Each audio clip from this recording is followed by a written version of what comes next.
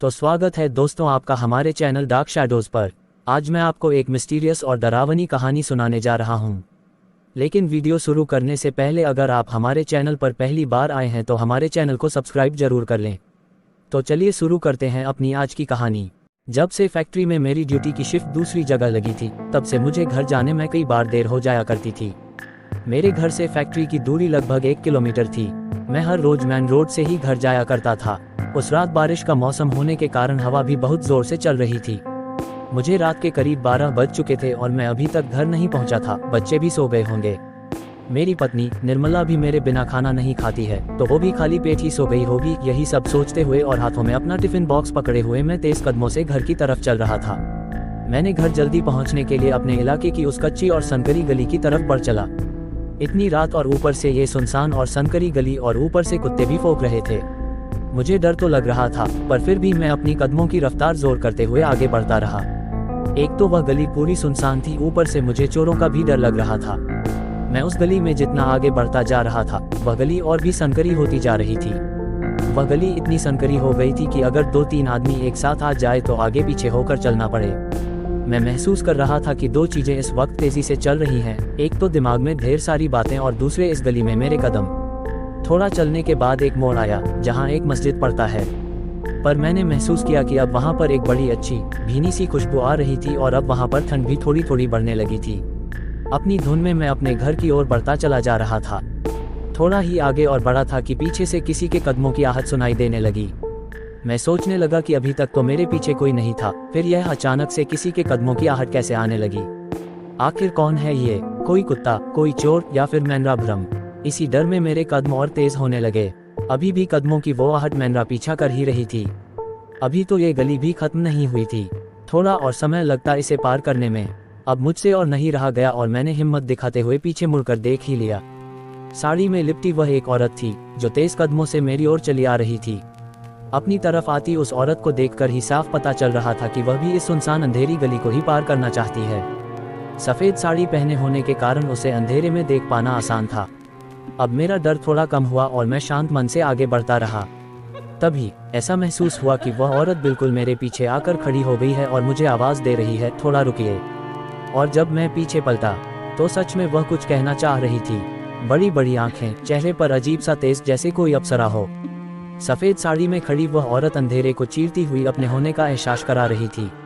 मैंने पूछा, जी कहिए क्या बात है? जवाब में उस औरत ने निवेदन किया कि कृपया साथ साथ चलिए, बहुत अंधेरा होने के वजह से मुझे डर लग रहा है। मैंने सहमति में अपना सर हिला दिया। अब हम दोनों एक साथ आगे बढ़े जा रहे थे। इतनी रात गए मैंने उससे इस सुनसान गली में अकेले घर से बाहर निकलने का कारण पूछा, लेकिन उसने कोई जवाब नहीं दिया, तो मैंने चुप रहना ही बेहतर समझा। कुछ देर के बाद जवाब आया, मेरा घर पीछे मोड़ पर ही है। किसी की जिंदगी और मौत का सवाल था, तो इसलिए मुझे घर से बाहर निकलना पड़ा। मुझे आप सही आदमी लगे, तो इसलिए मैं आपके पीछे पीछे चलने लगी। किसी अनजान पर इतनी रात में भरोसा करने की बात सुनकर मुझे थोड़ा अजीब लगा, पर कभी कभी जरूरत पड़ने पर ऐसा करना पड़ता है, मैं समझ सकता था। और हम लोग साथ साथ आगे बढ़ते रहे। तभी उस औरत ने अपना हाथ मेरी ओर बढ़ाया। उसके हाथों में एक चमकती हुई अंगूठी थी। मैंने पूछा, ये क्या है? तो उस औरत ने जवाब दिया कि इसे आप पहन लीजिए, ये आपके काम आएगी। यह आपको डर से ऊपर ले जाएगी और बुरी ताकतों से बचाएगी। उन्हें साफ साफ इनकार करते हुए मैंने खुद को उस अंगूठी से दूर किया और थोड़ा पीछे खिसक गया। मैंने उसे कहा कि देखिए, ऐसा है कि मैं इन सब बातों में यकीन नहीं करता। आप कृपया करके इसे मुझसे दूर रखें। मैंने थोड़े गुस्से से जवाब देकर उस अंगूठी को लेने से साफ इनकार कर दिया। मैंने एक बात को गौर किया कि मेरे इतने गुस्से भरे रवैये के बाद भी उनका चेहरा बिल्कुल शांत था और इतने बेरुखीपूर्ण अस्वीकृति से वह थोड़ा भी विचलित नहीं हुई। मुझे पता नहीं क्यों बुरा भी लग रहा था, पर मैं जानता था कि मैं जो भी कर रहा था वो सही कर रहा था। अब वो सुनसान गली भी खत्म होने वाली थी और पक्की सड़क मैं अपने सामने देख सकता था। तभी वह औरत रुक गई और मुझसे आगे बढ़ते रहने के लिए कहा। मुझसे कहती है कि उसका कुछ जरूरी सामान घर पर ही छूट गया है, इसीलिए उसे वापस जाना पड़ेगा। उस औरत ने मुझसे जाने को कहा और खुद वापस लौटने लगी। जब मैंने उसके साथ चलकर उसे घर तक छोड़ने की बात कही तो उसने शुक्रिया कहते हुए मुझे मना कर दिया। तब एक दूसरे को अलविदा कहते हुए हम अपने अपने घर की ओर बढ़ चले। घर आकर हाथ मुंह धोया। मेरा पूरा बदन दर्द से दुख रहा था और शायद हल्का हल्का बुखार भी था। निर्मला भी मुझे देखकर जाग गई थी। मुझसे खाना खाने के लिए पूछी तो मैंने उसे मना कर दिया और उसे खा लेने को बोलकर लेट गया। मुझे लेटते ही न जाने कब नींद आ गई, पता ही नहीं चला। अगले दिन फिर अपनी दिनचर्या शुरू हो गया। जल्दी जल्दी उठकर सुबह का व्यायाम, नहा धोकर बेटे को विद्यालय पहुंचाना, नाश्ता करके फिर ऑफिस को भागना। काम के दबाव से कब सुबह से दोपहर हो गया पता ही न चला। मेरे सहकर्मियों ने खाना खा लेने को कहा। हम लोग आपस में बात करते हुए खाना खाने लगे। बातचीत के क्रम में सामने वाले की अंगूठी देख मुझे पिछली रात की घटना याद आ गई। बीती रात की घटी सारी घटना मैंने उन लोगों को बताई। फिर क्या, सबको खिंचाई करने का जैसे बहाना मिल गया हो। तुम इतने स्मार्ट हुई, तुमसे सगाई करना चाहती होगी, गिफ्ट समझ कर रख लेते, आदि तरह तरह की बातें करने लगे। जल्दी जल्दी अपना खाना खत्म कर वहां से खिसकना ही मैंने बेहतर समझा और फिर अपने काम में लग गया।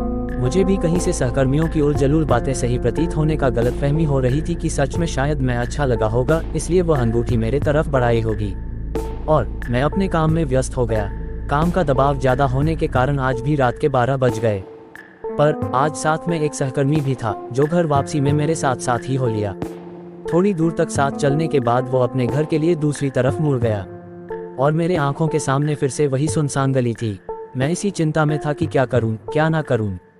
और आज फिर से उसी गली में चला गया, जैसे कोई मुझे बुला रहा हो या मैं खुद से जाना चाहता था, पता नहीं। हाथ में टिफिन बॉक्स लिए मेरे कदम धीरे धीरे आगे बढ़ते जा रहे थे। आज उस गली के कुत्ते भी नहीं दिख रहे थे।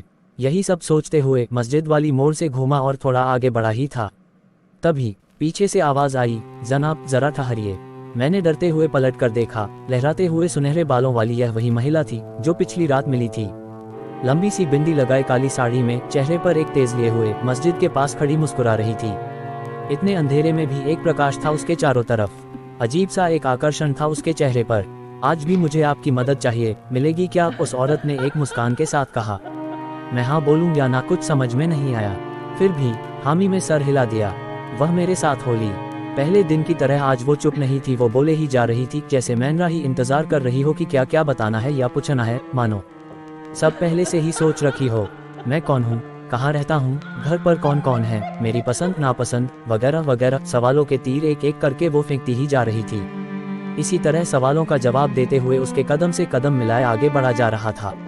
इतनी रात में अकेले घर से बाहर निकलती हो, किसी को साथ लेकर निकलना चाहिए, मैंने भी उस औरत से कहा।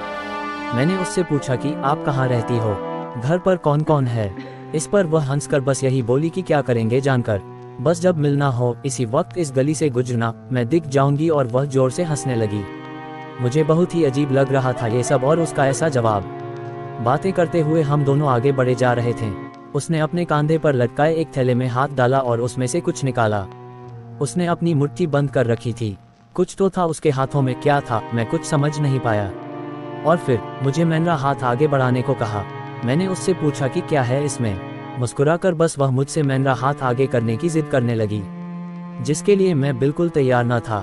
जब अपनी बंद मुट्ठी उसने न खोली तो मैंने भी साफ साफ मना कर दिया कि हम लोग कितना जानते हैं एक दूसरे को, और ऐसे ही किसी अनजान से बंद मुट्ठी से मैं तो कुछ भी नहीं लूंगा। जब मैं नहीं माना तो उसने अपनी बंद मुट्ठी खोली। वही अंगूठी थी उसके हाथों में जो पिछली रात उसने मुझे पहनाने की कोशिश की थी।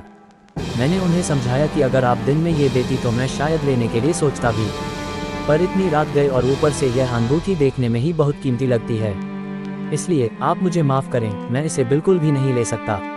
मैनरा न में जवाब सुनकर उस औरत की आंखें बड़ी हो गई और अजीब तरीके से घूरती हुई निगाहों से मुझे बोली कि मैं आपकी पूरी जिंदगी खुशहाल बनाना चाहती हूँ और आप हो कि अपनी दुख भरी जिंदगी से बाहर निकलना ही नहीं चाहते हो।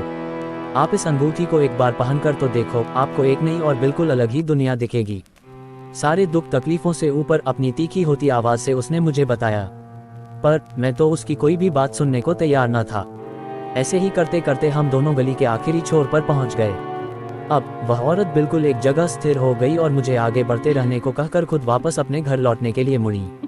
क्या हुआ, आप वापस क्यों जा रही हो, मैंने उससे पूछा। मेरे सवाल का बिना कोई जवाब दिए वह लौटने लगी। मुझे उसका ऐसा रवैया बहुत ही विचित्र लगा कि जब उसे कहीं जाना ही न था तो वह मेरे साथ इस गली की आखिरी छोर तक आई ही क्यों। हाँ, लौटते वक्त मुझे केवल एक बात कह गई कि जब कभी मिलना हो या यह अंगूठी चाहिए हो तो इस गली से गुजरना, मैं आपको मिल जाऊंगी। मैं और कुछ न बोला और तेजी से उस गली से बाहर मैन सड़क पर आ गया। बाहर की स्ट्रीट लाइट की रोशनी से अब सड़क भी अच्छे से दिख रही थी। हालांकि रास्ते में इक्का दुक्का लोग ही आते जाते दिख रहे थे, पर अब मैं थोड़ी राहत महसूस कर रहा था। जो कुछ भी अभी मेरे साथ हुआ उसे लेकर मन में 100 सवाल भी उठ रहे थे। वो औरत ऐसा क्यों कर रही थी? ऐसा क्या था उस अंगूठी में जो वो मुझे देने और पहनाने के लिए इतनी उतावली थी? ये सब सोचते सोचते मैं घर पहुंचा। आज फिर से मुझे तेज बुखार हो गया था। मैंने निर्मला से दवाई मांगी और खाकर बिस्तर पर लेट गया। निर्मला ने मुझे खाना खाने के लिए आवाज लगाई तो मैंने मना कर दिया। वह पास आकर बैठी और सिर दबाते हुए उसने पूछा कि 2 दिनों से आपकी तबीयत ठीक नहीं लग रही, कल चलकर डॉक्टर से दिखा लीजिए। और फिर मुझे थका हुआ देखकर ज्यादा कुछ न बोली। अगली सुबह जब उठा तो मेरा सिर भारी लग रहा था तो बिस्तर पर ही लेटा रहा। बच्चों को आज स्कूल भी नहीं पहुंचा पाया। निर्मला को ही उन्हें स्कूल छोड़ने जाना पड़ा।